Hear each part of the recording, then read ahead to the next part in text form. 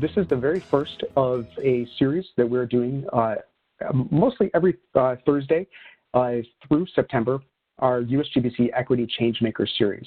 This series features our equity champions and keepers of the heart from the first equity summit that we had in May. As we continue our listening and learning, we've asked each of our challenger champions and keepers of the heart to dive deeper into what they previewed and addressed in the very first equity summit. So as we get started, I would like to turn it over to our keeper of the heart, Sarah Robinson Enaharo from Target, North America. Thank you, Ryan. Good afternoon. I'm beyond excited to facilitate the first Equity Salon. I want to start off with some highlights from the Equity Summit report. If you haven't already, please check it out. First, there are some new faces in USGBC membership. Out of the 115 surveyed, 37% of attendees have been involved with USGBC for less than 5 years.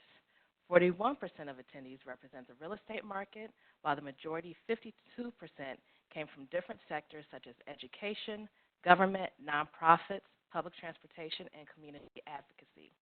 When asked what principles should the USGBC equity initiatives follow, the top three were racial equity, inclusion, and empowerment. Because of the diversity of the attendees, when asked about what USGBC can do to address equity, affordability and green buildings was the top choice. The answers were all over the board, and there was not a clear standout. Personally, I like to see more participation in the surveys. As the second summit approaches, I encourage you all to take every opportunity to fill out the surveys. Let your voice be heard. This lays the foundation and priorities for the equity roadmap. I'm thrilled to introduce our Lady of the Hour, Dianne Dillon Ridgley, a lifelong advocate for human rights, female empowerment, and sustainability. Dianne has worked for over 30 years on issues of the environment and sustainability, gender, and corporate social responsibility, both domestically and internationally. She has advised and served on over 23 U.S. delegations at the UN and international forums. By appointment of the White House, she attended the 1992 Earth Summit in Rio, followed by the 1997 UN General Assembly Special Sessions and the World Summit on Sustainable Development in 2002, making her the only person to serve on all three U.S. delegations. In the late 1990s, she served as CEO of the Women's Environment and Development Organization. From 1997 to 2014, she served on the board of Interface, the world's largest manufacturer of modular carpet towels. For over a decade, Dianne represented the worldwide WCA at UN headquarters in New York. I really could go on, and it would probably take me 15 minutes to do a proper introduction. I'm excited to speak with you today. Any opening words to start us off?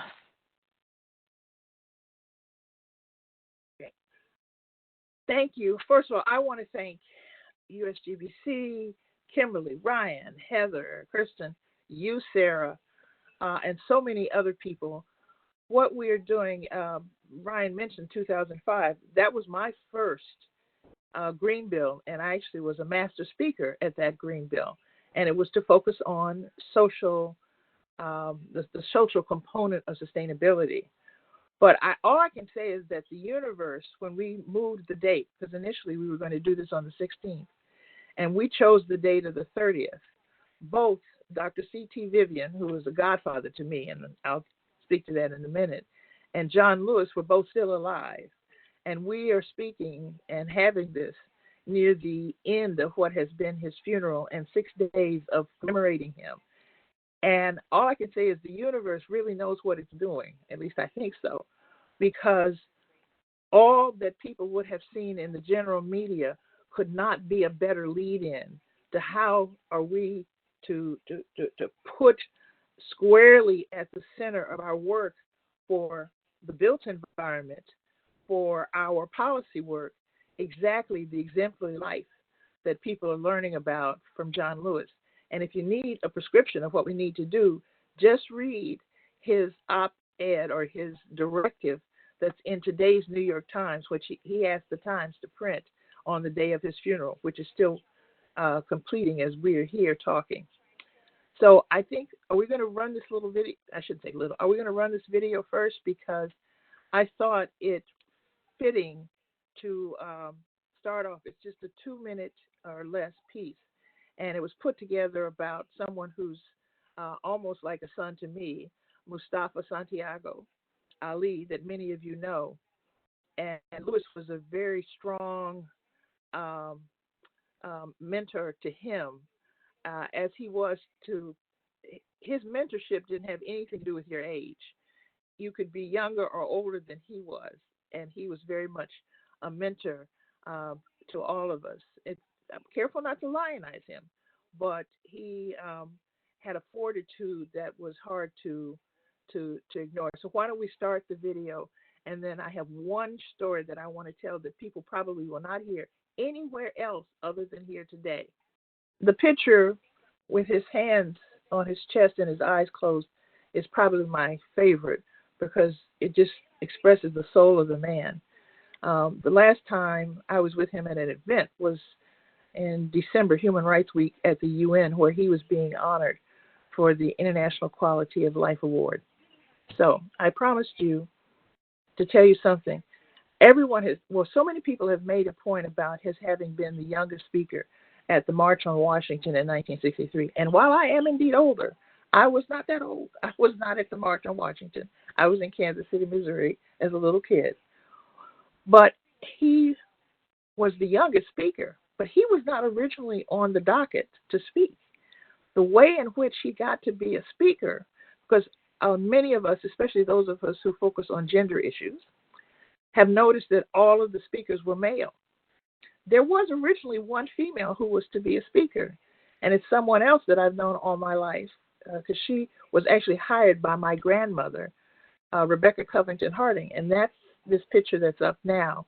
It was my last and probably my favorite picture with Dr. Dorothy Irene White, who was the head of the National Council of Negro Women, but she was also the person who focused on racial justice for the national YWCAs. And I had the honor with my colleague, Kay Logan, to establish the Dorothy Irene Height Award for Racial Justice that they now give out every year for the YWCAs. And I got to chair racial justice for the YWCAs. So this is all very much connected.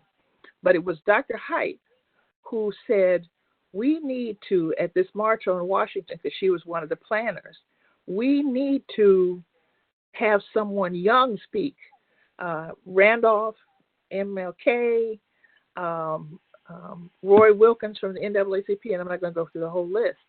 They were all there. They were all male. But they said, well, the schedule is tight. We can't put anybody else in.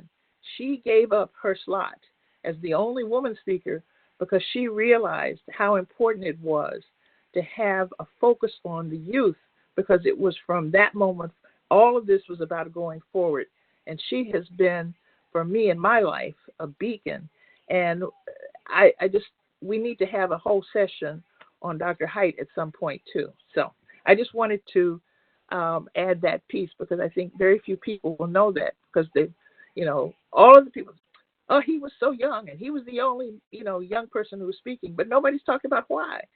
But I know from Dr. Height that was how he got to be the speaker there. And I think it's important to make that connection because that is consistent with a spirit of generosity of spirit, and a commitment to the larger issues. Okay, so Sarah, back to you. So some might know that you are a fifth-generation Texan. Your grandfather was a physician, your mother was a clinical psychologist, and your father was an engineer, all during Jim Crow. How did your upbringing shape your views of social equity, and what does it mean to you and the communities that you serve? Well, that's like, do we have 5 more hours? Actually, at my mother's interment, I received a photograph, and we can put that in for the archive, of my great-great-grandparents, Granville Harding and Lydia Harding. Granville was born in 1841, actually in Georgia, and Lydia was born in 1850 in Kentucky. But the Union soldiers came through when Granville was about 15 years old, and asked him if he wanted to go with him. They were on their way west. And the family joke was, he looked around, he said, might as well, can't be any worse than it is here. By the way, I never call anyone a slave. I think there's a lot of terminology that is deliberately used to demean and even further diminish someone. And I think we need to be very, very careful about the words and terms we use. I always say, and it was that picture that I was given of my two great-great-grandparents with their 9 adult children, that I remember I literally felt like one night they said, stop calling us slaves. And so that was in 2003, the last time I ever called someone a slave. They were enslaved when the immoral institution of slavery happened to be legal in the United States. And I think that's a more accurate and empowering and accurate way to say it, because it takes the agency off the individuals who were subjected to an entire society and legal structure that was designed to keep them from being able to have access to all of the rest of things, especially autonomy of their own person. And that becomes critical in the way that Sarah and I, in preparing for this, thought we might help make this stream understandable, how this discussion seems to relate to green building by using the stream of looking at real estate and how real estate has been managed legally, and what strictures have been put on real estate and how that has impacted our capacity to be able to address social equity. I can't say, I'm very fortunate. I was an only child. I was reared by people and adults who cared tremendously for me and who talked to me like I was a grown person most of the time anyway. This is the picture. I guess I had sent it. So that's Granville and Lydia in the center. This picture was taken in 1911, which was, they did not live long enough to see their grandson, my grandfather, finish med school. He finished Meharry in 1917, but they knew before they passed away within 2 weeks of each other.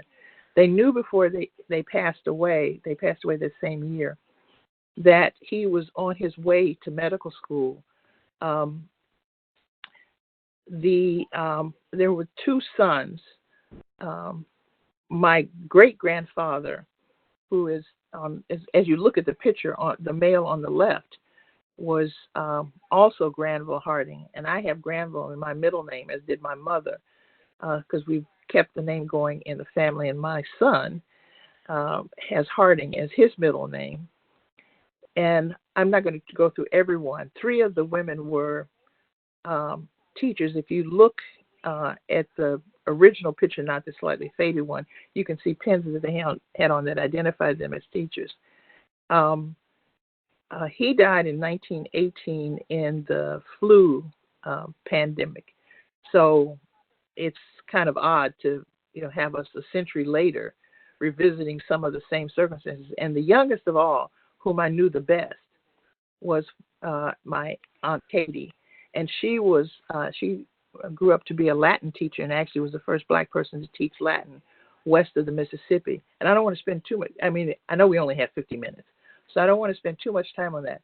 But having this picture and knowing their legacy, and Granville after emancipation, and this year we did a piece called Juneteenth to July 4th, which spoke about, it's always something odd when it comes to Texas.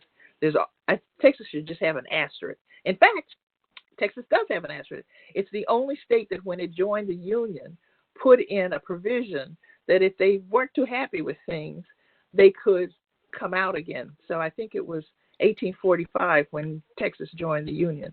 So there's always some argument that Texas wasn't exactly part of the Confederacy because of that, but I'm not a historian, and that's not the point right now. When okay, you got to have all, this team is fantastic. You have all of the slides. If people don't know about Juneteenth, because they've talked about it a lot this year, but people talk about it in terms of it being a celebration, and we can make it a celebration, but let's understand what really took place with Juneteenth was emancipation was January of 1863. This is June of 1865. So for 2.5 years, people in Texas continued to be under the impression that they were enslaved. I know transportation and communication was slower, but I could walk from D.C. to Texas in less than 2.5 years. And the point was, even then, they still didn't give the information to the enslaved people until they had already put the crops in. So this is a theme that I want folks to think about. At every single turn, and I know I've decided I'm not going to mention name, but there's a senator from Oklahoma who has got so much so backwards and so misconstrued this week that it's just almost pitiful, as in my estimation. 1619 as a project by Hannah Nicole Jones. By the way, there'd be no reason for everybody to know. I may be a fifth-generation Texan, but for the last 30-some years, I've lived in Iowa. I live in Iowa City. Hannah Nicole Jones, who is the she's a staff writer, opinion writer, and author, and truly the curator and the tour de force behind 1619. And it's interesting to me because she came upon 1619, in case people don't know, was the year that the first African-American people arrived on the North American continent, and it was to Virginia. And, of course, everybody knows that's a year before the Mayflower. And she encountered this and discovered this the same way I did with Lerone Bennett Jr.'s book, Before the Mayflower, which is a compelling piece of history and literature. What I have found striking, I ask people if they know about the doctrine of discovery, which was from the 15th century, where the Pope made a proclamation that all of the explorers from Portugal and Spain in particular were authorized by the Pope and had their little papal documents to show it, to be able to enslave everything that they encountered in terms of natural resources, which would be the gold and all of the other treasures. All of this then was by papal dictate the right for them to bring back to their home front. So all of this is part of colonialism and imperialism. And I must admit, I had been to Lisbon before I learned about this and learned about the details of it. And I remember seeing there's a beautiful a beautiful statue which has Henry the Navigator, the Portuguese navigator, at the helm, and all of these people behind him. But once you know, and as said in my saying, once you peel back the bandage, the mask, the lie of what happened, there's a lot of pus. There's a lot of what's underneath that has been deliberately distorted and denied from us to know about this. And so this reckoning, racial reckoning moment that we seem to be in, and we truly are fully in it since the activism and protests that have begun, particularly with the killing of George Floyd in May. Was it May? I've forgotten exactly what date it was right now. But what has been the response then has pushed us to discover what was hiding in plain sight. But the point is, it was hidden. It was hidden and removed from the textbooks. So you just thought, well, slavery was this inconvenient thing that happened to a set of people. But when someone keeps saying, well, why don't you folks just pull yourself up by the bootstraps? Well, if it's illegal for you to be taught to read, a capital crime to be taught to read. The woman who taught Frederick Douglass to read in Maryland was subject to capital punishment had that been discovered. The draconian nature of the system that put in place to provide the free capital labor of a whole set of people who in the millions were denied the fruits and the compensation of their own labor, but gave it to someone else for free for 100 and some years. And actually, if you read the 13th Amendment carefully, you'll realize that it's actually a clause in there that de facto perpetuated slavery. But I don't want to sound like a history teacher. And you did ask me a specific question. And I hope I try to address some of it. But I believe you did. The last part, 3 of my relatives had Thurgood Marshall as the representative. My father's brother was part of the case that where he was denied admission to the University of Oklahoma, and Thurgood Marshall pursued that case. And then an uncle, Gregory Swanson, integrated the University of Virginia Law School in 1950, and Thurgood Marshall represented him in that. And then most people know, my brain's going to go, 1948, Sweat versus Painter from the University of Texas, again with the law school. And that was a cousin. So it's important to understand that this is not coincidental. I mean, but that's coincidence is just not clear, not strong enough. This was a system designed, and we have a real struggle to deal with because, you know, Thomas Jefferson writes the Declaration of Independence.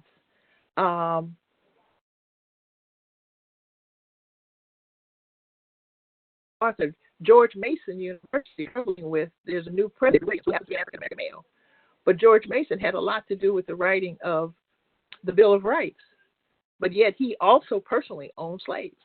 You know, so we have to figure out, we don't throw it all out because the words that were there were big. But, okay, I got one more story, promise, last story. Thurgood Marshall. On the bicentennial of the Constitution, so 1787 to 1987, I happened to have been on the National Endowment for the Humanities Board at the time. And I remember this young woman who was just like, she'd been out of journalism school at Columbia for about 12 minutes. You know, so she had a polished degree. And she was interviewing Thurgood Marshall. And she was all ready. She said, you know, Justice Marshall, isn't the U.S. Constitution just the most wonderful, dynamic, document ever? And I don't know if you'd ever heard Thurgood Marshall. He had a way of taking his time. And he sort of said, well, let's see. And so then he said, okay, we have the Declaration. We have the beginning of the Constitution with the preamble. Then we have immediately, and they just put up a picture of me in front of the Acropolis because when people think about democracy, they, of course, go back to the Greeks. Well, the Greeks, we actually really did follow the Greek model because the citizens in Greece were the landed gentry. So they were males who had money and position who were able to vote and be in the Senate and take part in the democracy. And we pretty much set ours up the same way at the beginning. So, yep, I went there, I saw it, that's fine. But one should also go to the Algonquins burial site if you want to know what was a much more open and inclusive kind of democracy. And to his credit, Jefferson studied what the Algonquin model is. I can't tell that story now. I got to finish this one. So this interview, he said, well, okay, we had the Constitution. Immediately, within 2 weeks, we realized, whoops, we didn't get it all in. So we start with the Bill of Rights. And, freedom of speech, freedom of assembly, freedom of religion, and so on, through the first 10 Bill of Rights. And then he goes through, we took about 75 years to deal with suffrage. So right after the Civil War, you had the 13th, 14th, and 15th Amendment, which, by the way, the French were influenced by because they had just outlawed slavery in France in 1848. The other thing I want people to do is what else was going on where in the world at the same time something was going on here. And you get a much better, healthier picture of a dynamic and when there's global change afoot. If you just say, what else was going on there at the same time? So the 13th, 14th, and 15th Amendment, and then subsequently other amendments. And we will be celebrating the centennial of women's suffrage this month coming up in August with the passage of the centennial of the passage of the 19th Amendment for women having the vote. The first two countries that did that were Australia and New Zealand, 1894 to 1897. One passed it first, one implemented it first. I think New Zealand was the first one where women actually got to vote. But then you had 1828 when the Chinese were able to vote, and continually pieces were added along the way till you get to 1965 with the Voting Rights Act. So women's suffrage may be centered around the 19th Amendment, but it was a 75-year process. And right now, sitting on Mitch McConnell's desk for some 200 days, if I'm not mistaken, has been the reinstitution of the Voting Rights Act, which was eviscerated, my words, about 5 years ago. So, not to make this too long. So Thurgood Marshall looks up at her after he's gone through this litany. He says, 200 years, we've got a good start. And I think that's the point. And especially to people who ask, how do you have hope? How do you go forward? It is not a fixed process.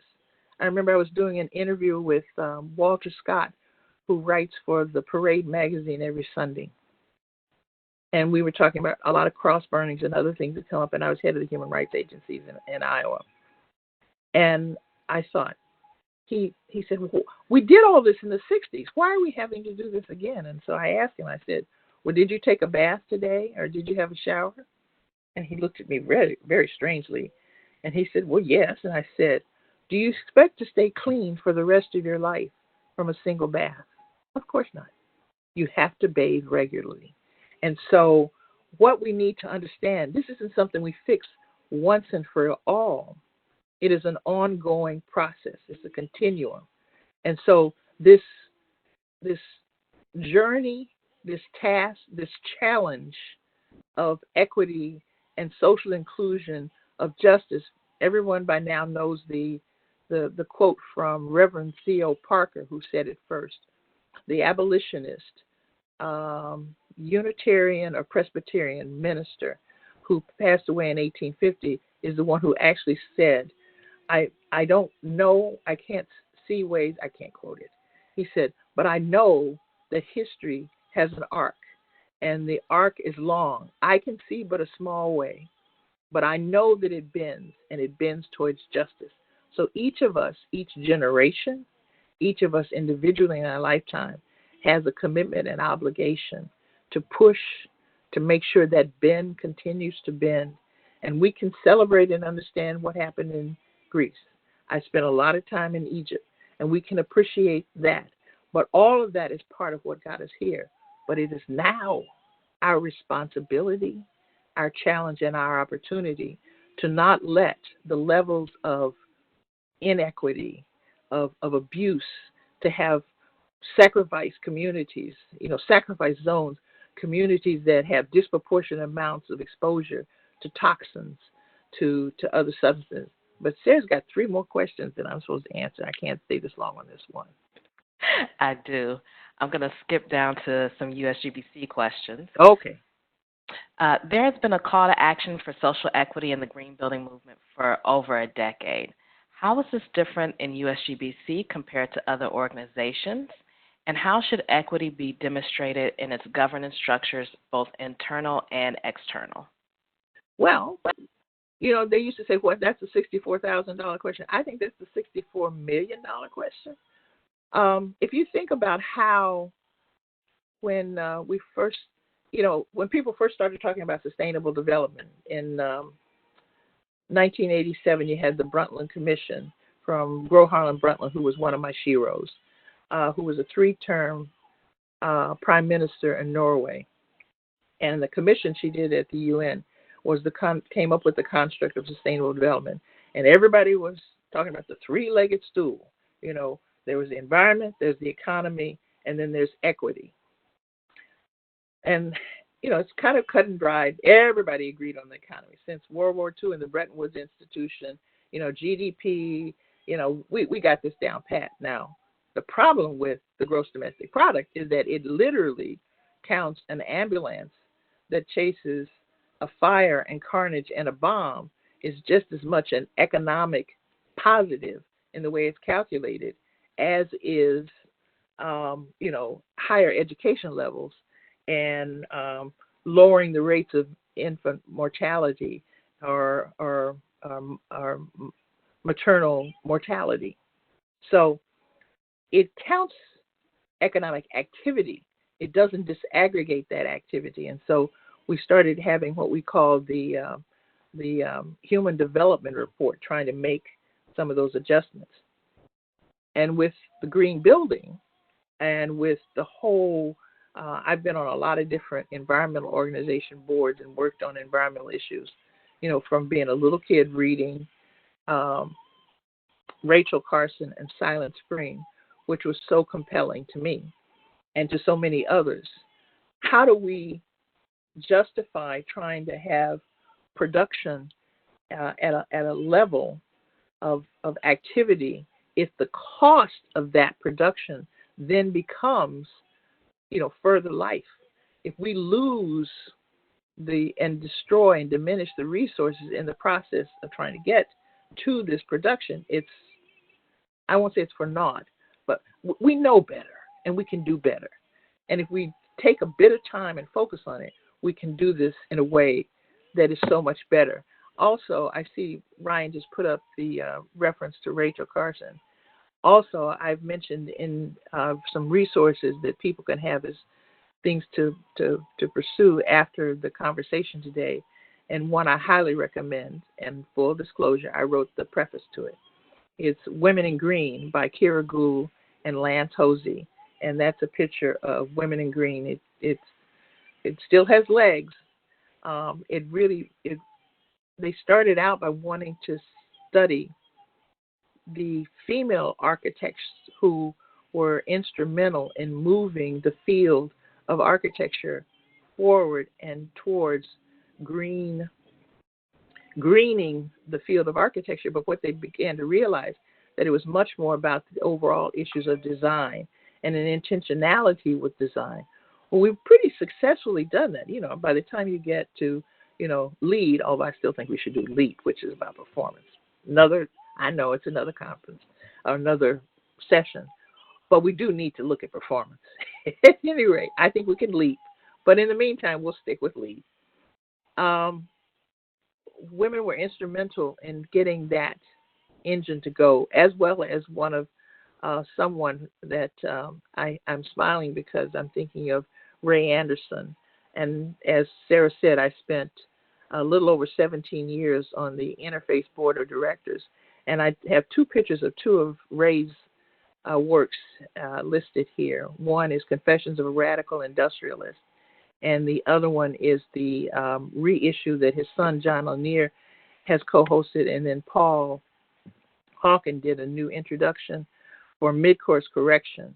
And these are really excellent pieces. And Ray was a seminal force of nature. I mean, if you got to know him, and I got to deliver a eulogy at one of his services, and I miss him dearly. And within 5 weeks, also Wangari Maathai, who had won the Nobel Peace Prize in 2004, they passed away within 5 weeks of each other. And that was a really hard period because in very similar and complementary ways, these were two people who were lions, but who were insistent and who, without a selfness, a selfless way of pushing forward the agenda for everyone.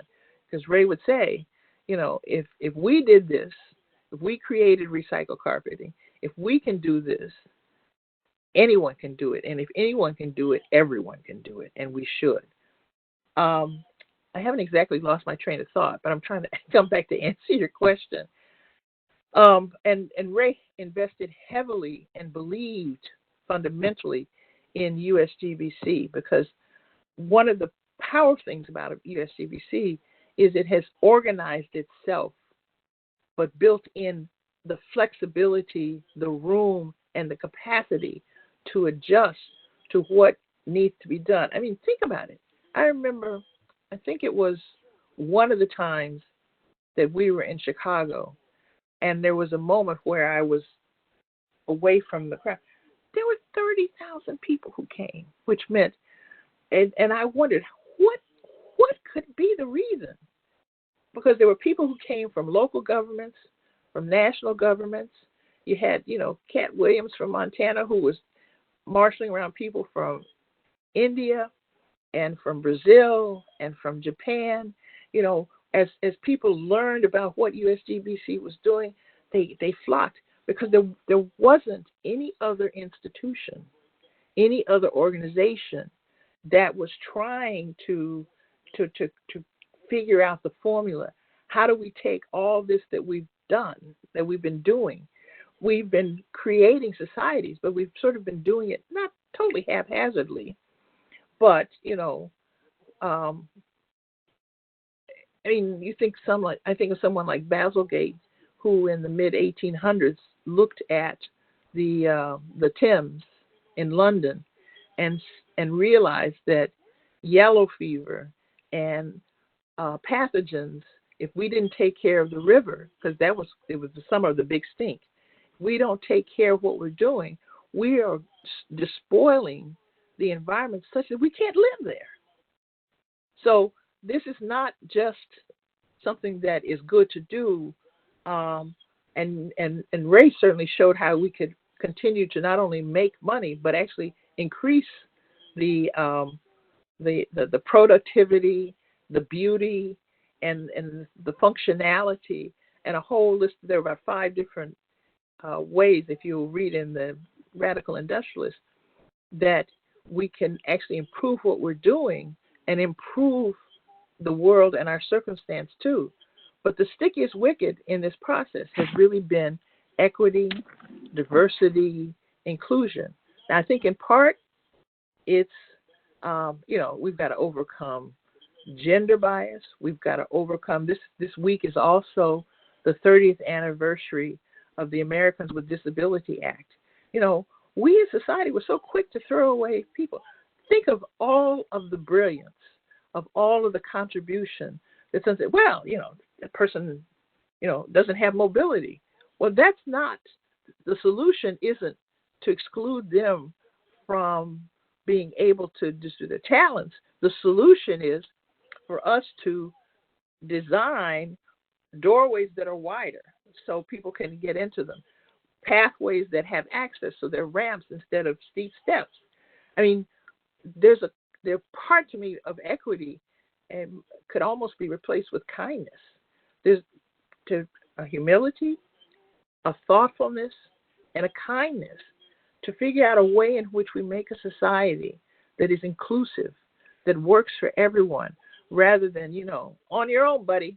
If you can make it, great, but if you can't, I'm moving on anyway. So I don't know if that's enough. We don't know yet what all of the policy recommendations are going to be, though. And that's a real challenge. We're looking at right now, what are we looking at? How we change police departments.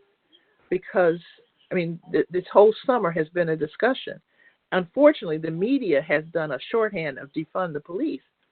No, we need to make the police departments that actually provide protection for all of its citizens, as opposed to attacking citizens. I don't want to get into a long discussion of this, but my point is we have not nurtured the habit of looking at a problem or being confronted with a situation. I don't want to call it a problem. Being confronted with a situation and being just providing, this is what we're going to do. And you sort of, how can we in the next quarter make the largest amount of adjustment the fastest?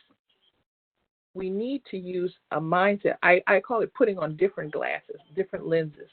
We need to have a lens that looks at things from who is left out in this process.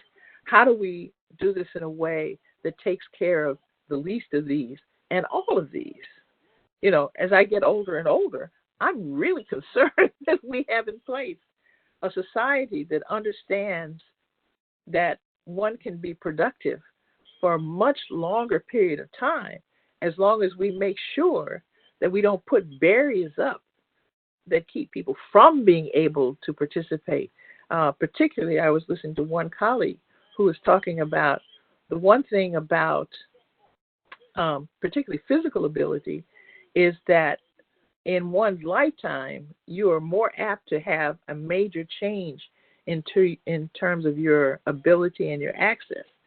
So, be careful what you talk about and complain about at 20, because you might look like that by the time you get to 65. But I don't know if you want to go on to one of the other questions, and maybe we can have some time to come back. I do. I actually want to follow up with, you talked a little bit about who is missing from the conversation. Who do you feel like is missing from the conversation as far as USGBC is concerned? Well, now, I'm going to answer it a little bit bigger, but it relates to USGBC. I was doing an interview. I had done a speech on finance in London, and it was the Society of Chartered Accountants, and it was very interesting. But anyway, and they were trying to explain, because they knew I'd been on a number of corporate boards. And so they said, well, what difference did it make? I mean, he wasn't trying to be snarky, but, what difference did it make? I said, well, we can have a board, and many of them were, of really brilliant people. But if everybody went to MIT, 11 people, all 10 of the 11 went to MIT. They all majored in physics or in engineering. They can be really, really brilliant people, but they have a finite capacity to think through a problem. It may be the one not to have, okay, I'm going to use an example from nature. We know that when you have a seed stock, when you make it more and more repetitive of the same circuit, when you eliminate the biodiversity, we already know that in nature, diversity makes something stronger by virtue of having, different components in it. The same way in which monocultures of all kinds, monocultures of people, monocultures of seed stock, all are more vulnerable. We are living in a world, and Laurie Garrett is another person that people should read, The Coming Environmental Plague. I read that like 10 years ago. We are going to be challenged by so many different components. Who this time last year would have believed that we are mostly wearing masks when we go outside our homes? We have children who aren't going to be in school and who haven't been in school. We don't fly. I mean, air travel is down by 80%. I mean, who last summer could have realistically predicted where we are now? And if they had, who would have listened to them and believed them? They would have thought, you're off your rocker. And yet, our whole society, not just in the United States, has flipped. We've got 40-some million people out of work. Restaurants folding. We've got to build in flexibility and strength and the capacity to be able to shift and adjust. And that happens when you have everyone at the table, when you have all of the voices. We've got to learn how. I always say we've tended to have these vertical models. This I learned from my grandfather. He was a surgeon, and he was one of the earliest black surgeons in Dallas in particular. And he was very critical of the AMA at the time in the 20s when it was being formed. But we had these vertical models. And, at the top, they put surgeons, because there were surgeons on the committee, put surgeons at the top of it. And, a doula or a midwife, and he was reared by 3 midwives, is not even on the spectrum. And nurses and physicians and EMS. Well, I tell you, if you've had a heart attack, you want the EMTs that come to your house to be absolutely on it, to be able to pick you up, and get you to the hospital or to take care of you in the interim. So his point was, we need to stop making all these vertical models, turn them on their sides and make them horizontal continuums. So you have the people who are nutritionists, the people who are, who massage, and therapists who take care of your physical capacity, as well as, arguably, you could say when you get to the surgeon, you've either had trauma or a mistake, you've had a failure. We need to have a spectrum and understand and respect the knowledge and the contribution of people along. We have this incapacity to so quickly make hierarchies of people. If we can stop doing that, we can free ourselves up to really respect and have the participation of all parts of society. I think it's one of the challenges that we have with equity. Equity, inclusion, equality, diversity, they're not all the same, but they are all part of what truly lies ahead of us. And humility, the hubris that we bring to this, is a huge barrier to being able to get this done. I believe you touched on some of this, but are there any other solutions and a path forward that you want to share? Well, you know, we do have some what I call not so much embedded. What's the word I want to use? We have legal and regulatory is better. We have regulatory infrastructure that's in place. And the easiest way to talk about this, anybody who sees my email knows that I have a thing about water. I've been working on water issues for a long time. You know, they said whiskey's for drinking and water's for fighting in terms of water in the western United States. But you can't, there are things you can't do. I mean, the poor Red River and the Columbia are suffering from the fact that we have entrenched and, 1890 laws about who can draw how much water out of something.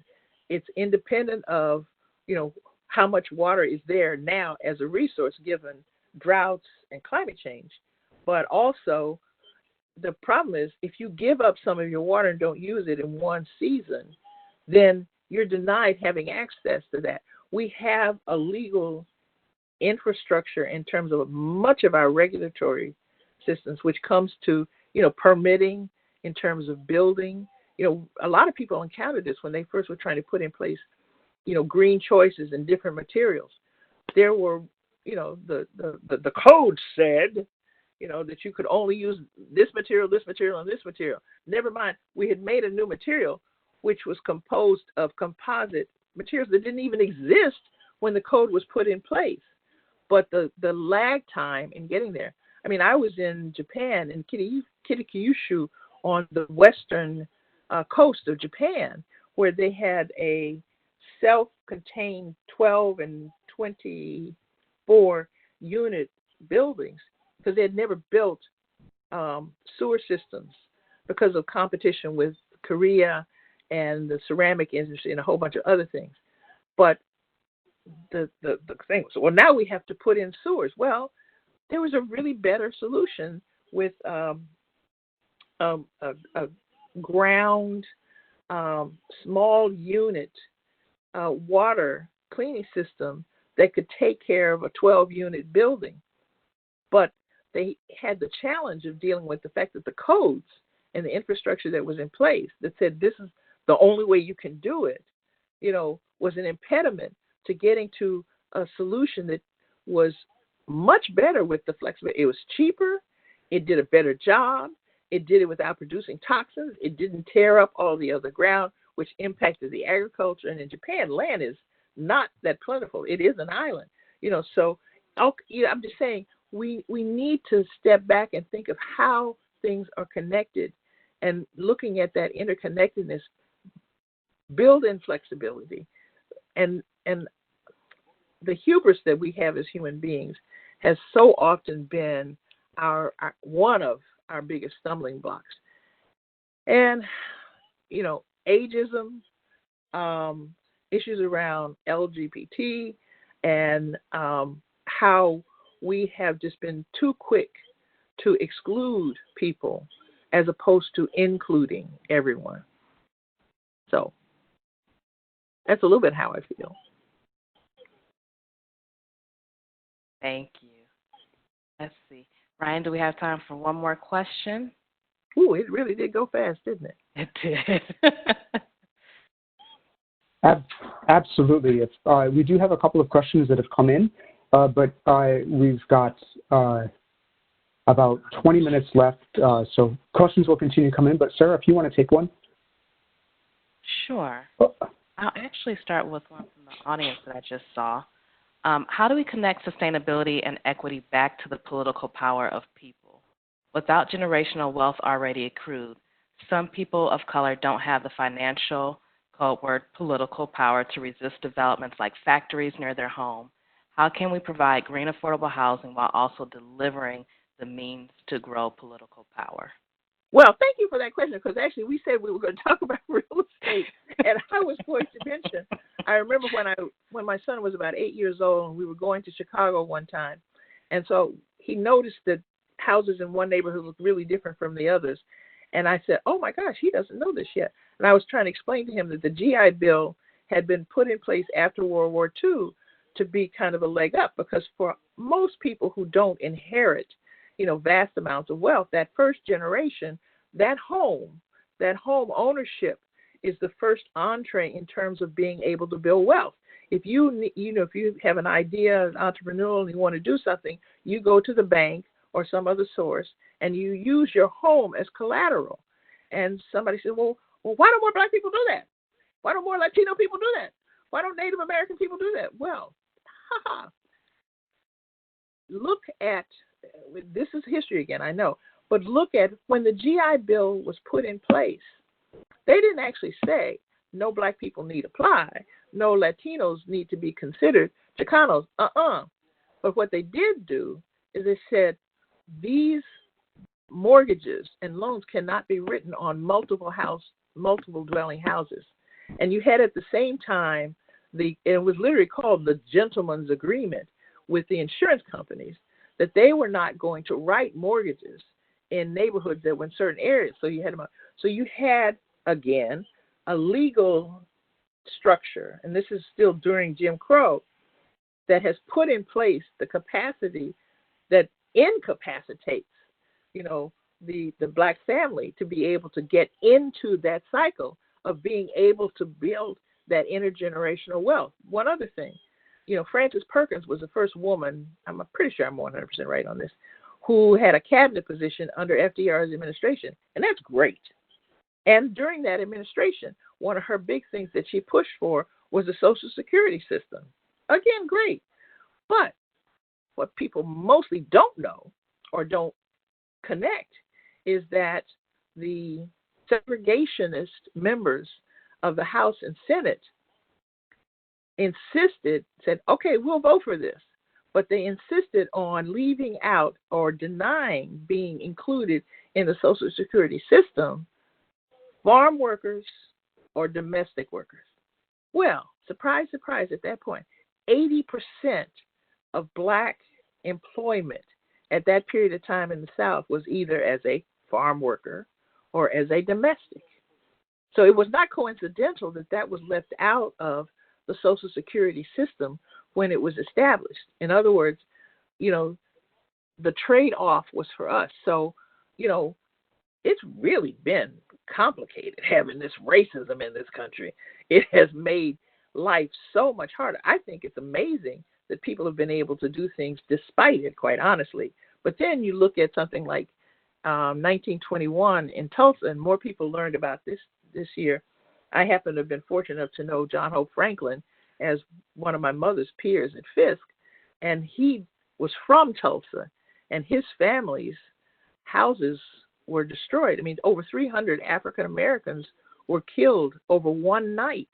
And when they had created a Black Wall Street on Greenwood, but this was, I'll just say envy took over.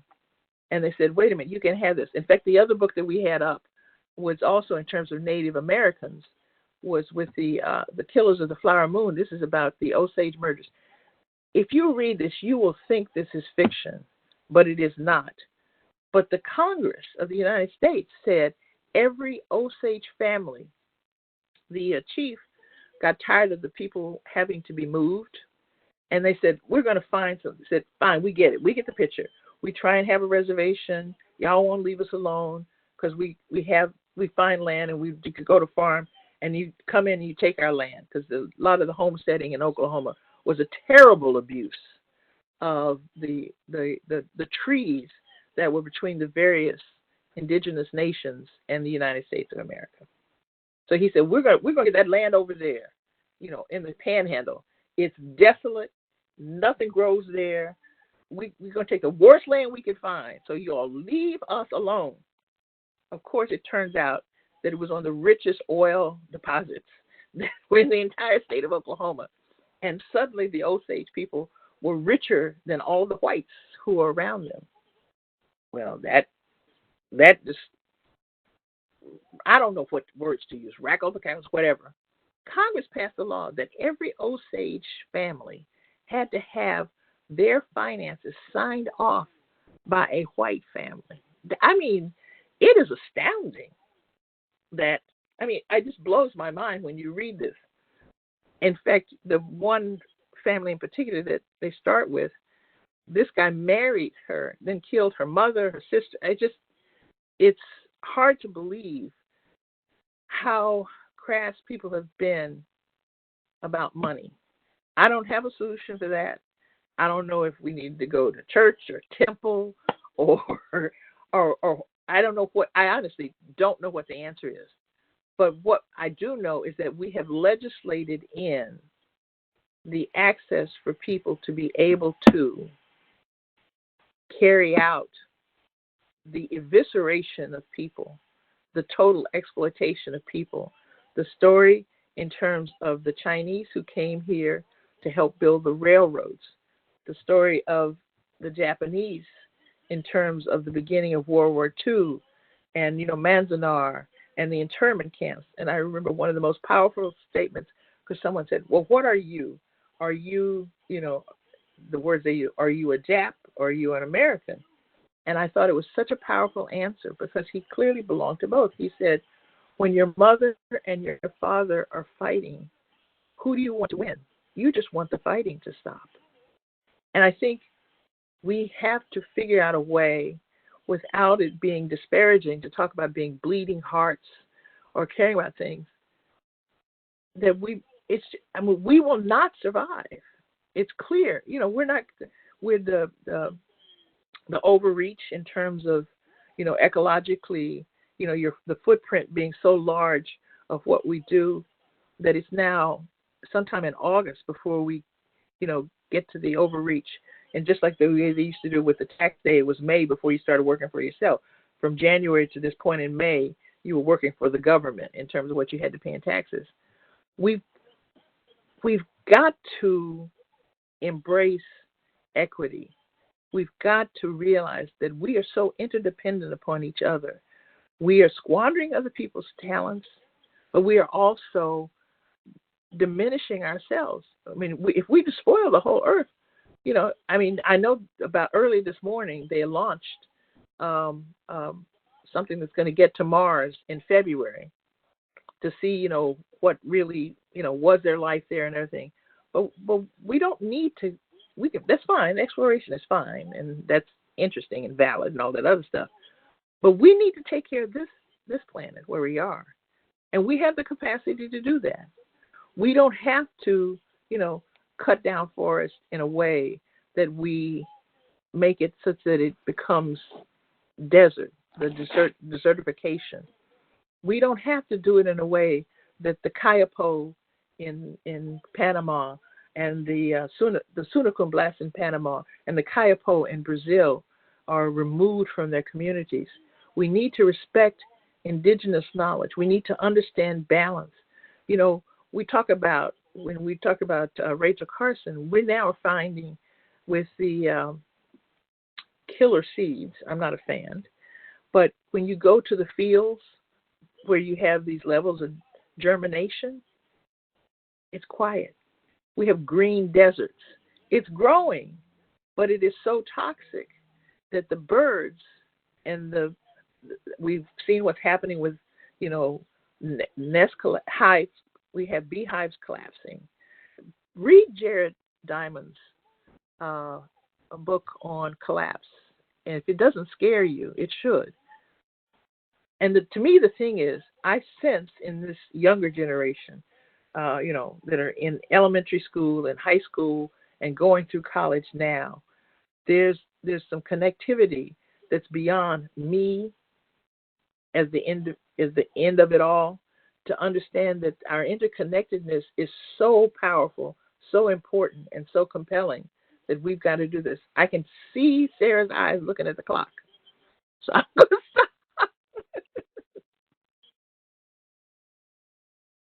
I want to get at least one more in. Okay. In light of the recent Supreme Court decision giving protection to the LGBTQIA+ community against discrimination in the workplace, do you think this has helped the diversity, inclusion, and equity issue that we are all striving for in the A&D community? Absolutely. Quote unquote, all the children of the rainbow. Absolutely. There'd be no reason for people to know, but in the late 80s, I was the chair of the Human Rights Associations in Iowa, and there are 22 municipalities that had it. We tried really, really hard to get the protections of protected classes extended to, at the time, it was only to, I got so tired of people talking about, well, sexual preference.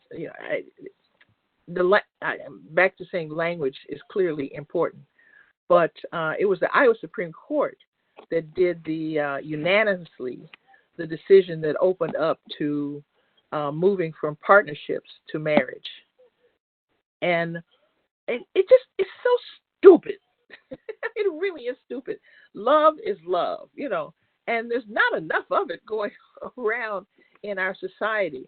And I would tell you, I have been actually impressed that in a much shorter period of time, we've made progress on changing the laws and the legal structure that were exclusive.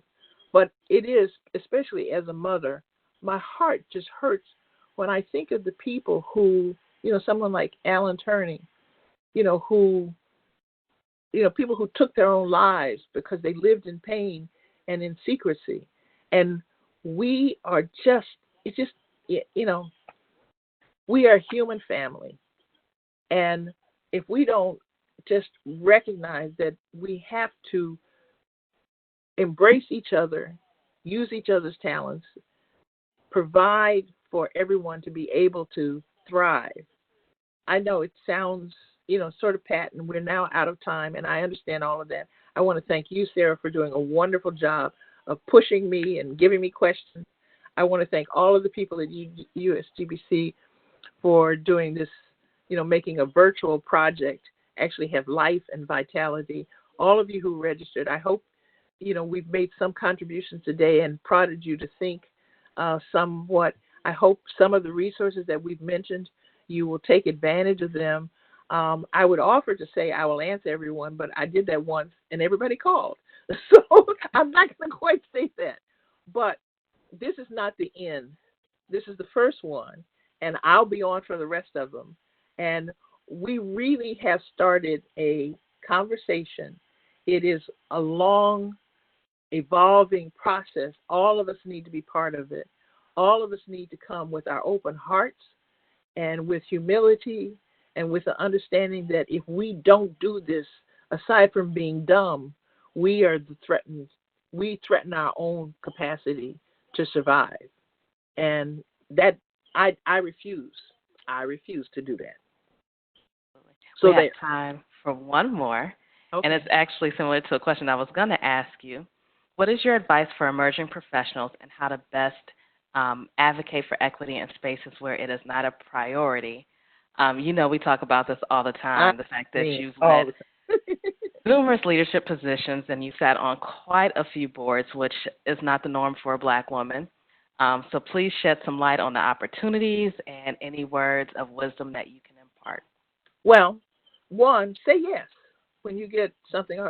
Sometimes we'll second guess ourselves and say, well, I'll come back. No. Be ready, and your word is your bond. You can kill something so quickly if you say yes and then you don't show up and you don't work hard. There's no way that you're going to be able to be successful without hard work. You're going to have to work twice as hard, know twice as much, and just make peace with that. At the same time, have your own posse, maybe is the way I could call it. The people that you know who love you, who will support you when you need to get off and say, they're there. 2 o'clock in the morning, 2 o'clock in the afternoon, whatever. Put that in place and be that for somebody too. Not only do you need it, you need to do that for someone. I truly say be multi-generational. Mentors, mentees, supports. I got so many daughters now. I gave birth to one daughter, but I got about 7 or 8 who call me routinely, and that is fine. As long as they let me be grandmother to their children. That's all things they ask, because I love them too. I mean, what we're really talking about, I mentioned Hazel Henderson when we were doing the summit in May, and I admire her so much because at a time when a whole group of men looked down their noses and were totally dismissive of what she was talking about, she said, we are ultimately talking about the love economy. Gloria Steinem's best book came to the discussion. Yeah, the women's movement is the work we need to do now to get to a point where we actually have a loving society. My favorite book by Alice Walker is Anything We Love Can Be Saved. We are ultimately talking about how do we make policy around love. Maria Rodell from the whole Prevention magazine and the whole publishing company is working on something now, looking at non-romantic love. But how do we love everyone? How do we make it possible to have respect? And that extends to, I'm sitting in my room looking at the trees, looking at, the flowers, and understanding that there is, I think it's Kairos that I'm talking about. I should know better, but I'm not 100% sure. But we seriously have to look at how we create this world where we respect, where we love, where we honor. We have indigenous traditions that have been telling us this forever, whether it's on every single one of the continents, maybe not so much on Antarctica, but on the other 6. We know this. We've ignored it, and only to our detriment. So Henry the Navigator could stand at the top of that ship on that sculpture in Lisbon, and it looks cool. It really does. But we need to acknowledge and tell the truth about the human cost and wreckage that went around the world with a colonial period of 500 years. We are climbing out of that, and we need to realize if we don't, I remember a conversation with Bishop Tutu from South Africa. It's not so much about the forgiving part, but if we don't tell the truth about what happened, it impedes our capacity to get to the next. And, oh, by the way, all these reporters and people keep talking about going back to normal, whatever that was, it's done. I say we get to the next. And my last sentence, the word remember, after the 2008 financial crisis, and I said, well, remember. And I thought, wow, we use that word all the time, but we haven't put together. When did we member our society? We need to, in remembering, we need to put together society, but with the humility, with the love, with the compassion, with all of the knowledge of what we know from respecting the indigenous components, with the traditional components, the wisdom and knowledge that comes from mothers and grandmothers and doulas and all of those components, as well as the high-tech expertise, etc. It takes all of us, and that's great because we're all here. Thank you so much, Sarah. You have been a gift in my life and in terms of working on this project together. I am just thrilled. Thank you. Likewise. Okay. How did we do on our time? I think we're just right at time. We are right at time. We did good. We knew it would be a challenge. Now I see Ryan's smiling face, more people that I love, KL, Kimberly. Heather has been, I just think of her as this technological genius, who sends you a note at 6:45 in the morning saying, well, if you're going to be on the road, here's another way to dial in. The thoughtfulness, that's it. Thoughtfulness, careful, caring. That we too long the corporate streamlined as if toughness and singularity. Kind of the moment when Dustin Hoffman was at plastics. Well, let's get the plastic out of the ocean. But anyway.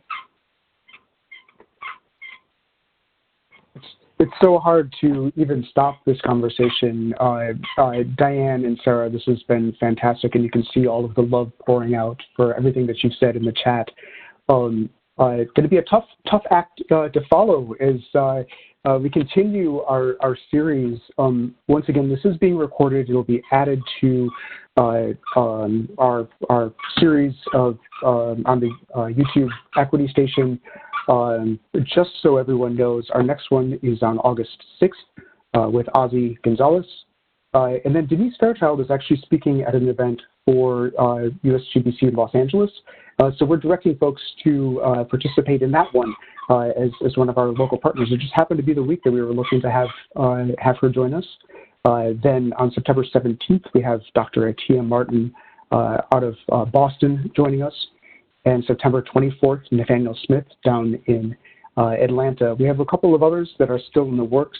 We definitely want to keep you all in the loop, but those that we just shared are up and available for registration, so we can continue the inspiration and build upon the excellent foundation that Dianne and Sarah laid for us today in our inaugural Changemaker Series event. For the context, and I said kind of where we've been leading on this journey since earlier this spring, we are doing our second Equity Summit, which will be September 29th and 30th, continuing with the same themes of governance, systems and structures, affordability, economic empowerment, equitable access. I also have to apologize. I have a new puppy who's squeaking on a toy in the background. I'm like, why now? He's been sitting the whole time. Yeah, it's adorable, I have to say. He's my love. To not think of these as individual presentations, because knowing all of these people, we very much flow from each other. So it's a cumulative kind of dialogue that we're doing. So anything that I didn't say, Denise, you're going to get it later. Or Nathaniel or George, when he does his, will say it. Yeah, it's really a collective process. Absolutely. Thank you, everyone.